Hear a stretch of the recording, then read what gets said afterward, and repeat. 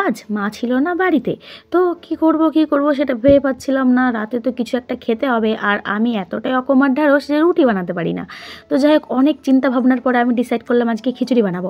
আর আমি খিচুড়িটা বানাতে পারি না, তো ইউটিউব দেখলাম আর মা বোনের কাছে সবার থেকে শুনে নিলাম যে কীভাবে বানাতে হয়। তারপরে যাই হোক লেগে পড়লাম, জলটা বসিয়ে দিয়েছি। জলটা গরম হয়ে যাওয়ার পরে আমি চাল দিয়ে দিয়েছি, আর আলুটা ভেজে রেখেছিলাম সেটা আমি আলুটা দিয়ে দিয়েছি। আর চাল আর ডালে দেখো টকবক করে ফুটছে।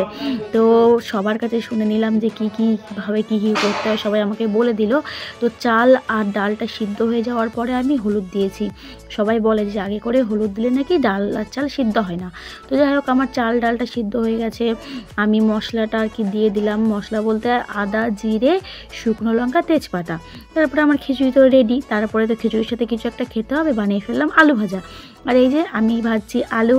আর আমি সবসময়তে রান্নাবান্না করতে গেলে এত ভ্যাবাচ্যাকা খেয়ে যাই, কেননা রান্না করা আমার খুব একটা অভ্যাস নেই। আমাদের বাড়িতে সমস্ত রান্না আমার শাশুড়ি মাই করে, আমি একটু কাটাকুটি এসব হেল্প করে দিই।